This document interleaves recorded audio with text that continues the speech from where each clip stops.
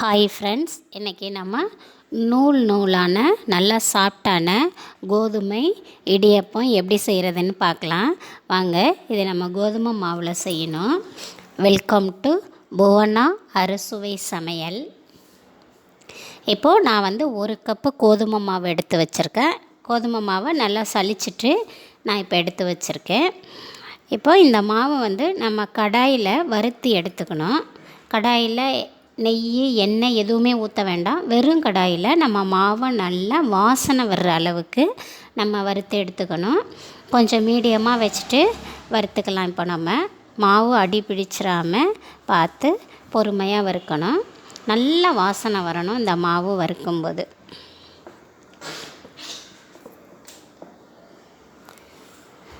இப்போ நல்லா வாசனை வர்ற அளவுக்கு நம்ம வறுத்தாச்சு. இப்போ நம்ம இந்த மாவை அப்படியே கொஞ்சம் நேரம் ஆற விட்டுறலாம். இதை வெந்நீர் வச்சு தான் நம்ம மாவு பிசையணும். இங்கே வெந்நீர் ஹீட் ஆகிட்டுருக்கு. நல்லா தண்ணி கொதித்த பிறகு கொதித்த தண்ணியை மாவில் ஊற்றிட்டு நம்ம மாவு பிசையணும். இப்போ நமக்கு தண்ணி ஹீட் ஆகிடுச்சு. இப்போ நம்ம மாவில் கொட்டி கொஞ்சம் ஒரு ஸ்பூன் வச்சு ஃபஸ்ட்டு இது பண்ணிக்கலாம். ஏன்னா தண்ணி கொதித்த தண்ணி கையை வச்சு பிசைய முடியாது. அதனால் ஒரு கரண்டியை வச்சு ஃபஸ்ட்டு நம்ம மிக்ஸ் பண்ணிக்கலாம்.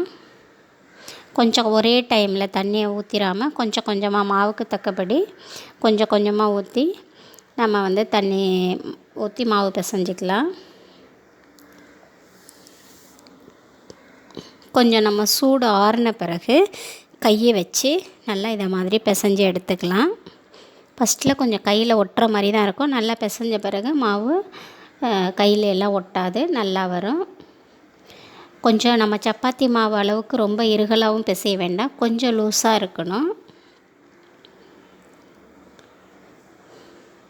ரொம்பவும் லூஸ் ஆகிடக்கூடாது, இல்லைன்னா நமக்கு இடியப்பம் பிழியும் போது நூலாக வராது, அப்படியே பிட்டு பிட்டாக விழுவும். அதனால் கொஞ்சம் நம்ம இடியப்பம் மாவெல்லாம் எப்படி பிசைவோமோ அதே பதத்துக்கு இந்த மாதிரி மாவு நம்ம தண்ணி விட்டு பிசைஞ்சு எடுத்துக்கலாம். வெந்நீர் வச்சு தான் இப்போ நான் மாவு பிசைஞ்சு எடுத்துருக்கிறேன். அவ்வளோதான், நமக்கு மாவு ரெடி ஆயிடுச்சு. நான் இப்போ இட்லி பிளேட்டில் கொஞ்சம் ஆயில் அப்ளை பண்ணிக்கிறேன்.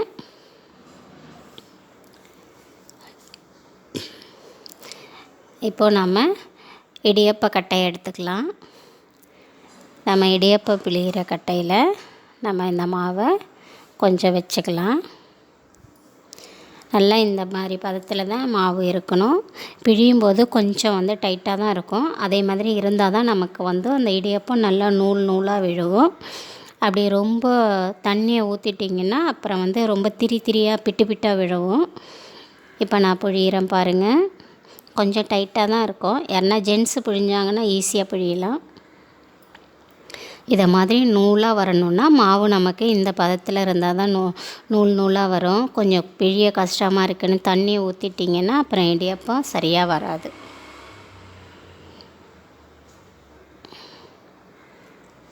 நமக்கு இப்போ கரெக்டான பதத்தில் சூப்பராக நமக்கு வந்திருக்கு பாருங்கள் கோதுமை இடியப்பம்.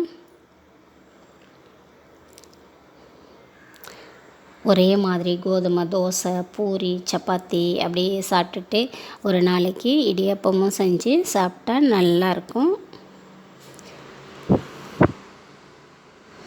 எப்படியே நூலாக இறங்குது பாருங்கள். அவ்வளோதான், நம்ம எல்லாமே இப்போ பிழிஞ்சு எடுத்துட்டோம். ரொம்ப அதிகமாகவும் பிழிய வேண்டாம், கொஞ்சம் ஒரு அளவோடு பிழிஞ்சாதான் நமக்கு கொஞ்சம் நல்லா நூலாக உள்ளே சாப்பிட்டா நல்லா வந்திருக்கும். ரொம்ப அதிகமாக மாவு வச்சுட்டா உள்ளே அப்படியே பிசு பிசுன்னு இருக்கிற மாதிரி ஆகிடும். இப்போ நம்ம இட்லி பாத்திரத்தில் தண்ணி கொதிச்சிட்ருக்கு. தண்ணி கொதித்த பிறகு நம்ம இப்போ அந்த இடியப்ப தட்டை அதுக்குள்ளேயே வச்சிடலாம். இப்போ இது நம்ம இட்லி வேகிற டைம் அளவுக்கு வேக வைக்கணும். ஒரு 7லேருந்து ஒரு 10 நிமிஷம் வரைக்கும் இதை வேக வச்சு நம்ம இப்போ எடுத்துக்க போகிறோம். இதை வேகட்டும் அப்படியே. இப்போ நமக்கு நல்லா வெந்துருச்சு. நான் ஒரு 8லேருந்து 10 நிமிஷம் வேக வச்சேன். நல்லா வெந்துருச்சு. இப்போ நம்ம இதை எடுத்து கொஞ்சம் ஆற விடலாம். சூடு ஆறின பிறகு நாம் வேறு ஒரு பிளேட்டுக்கு மாற்றிக்கலாம். கொஞ்சம் நேரம் ஆறட்டும்.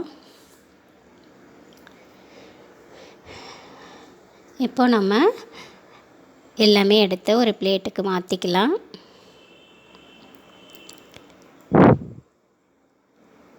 அவ்வளோதான், நமக்கு சூப்பரான இடியப்பம் ரெடி ஆயிடுச்சு பாருங்கள்.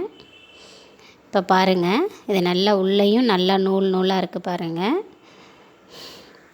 நம்ம தட்டிலையும் நம்ம அதிகமாக புழியாமல் லெவலோடு புழியும் போது தான் நமக்கு உள்ளேயும் நல்லா நூல் நூலாக வரும். இல்லைன்னா ரொம்ப பிசு பிசுன்னு ஆகிடும் உள்ள மாவு.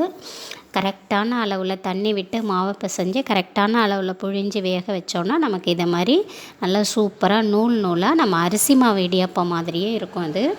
இது கூடவே இப்போ நம்ம கொஞ்சம் தேங்காய் சர்க்கரையெல்லாம் வச்சு இப்போ நம்ம சாப்பிட போகிறோம். இது நல்ல செம்ம டேஸ்ட்டாக இருக்கும். இதை மாதிரி நீங்களும் செஞ்சு பாருங்கள், எப்படி இருக்குன்னு சொல்லுங்கள். செம்ம டேஸ்ட்டாக இருக்கும் இது. ஓகே ஃப்ரெண்ட்ஸ், இந்த வீடியோ உங்களுக்கு பிடிச்சிருந்ததுன்னா எங்கள் சேனலை சப்ஸ்கிரைப் பண்ணுங்கள், பக்கத்திலே இருக்கிற பெல் பட்டனை கிளிக் பண்ணுங்கள், எல்லாருக்கும் ஷேர் பண்ணுங்கள். Okay, thank you.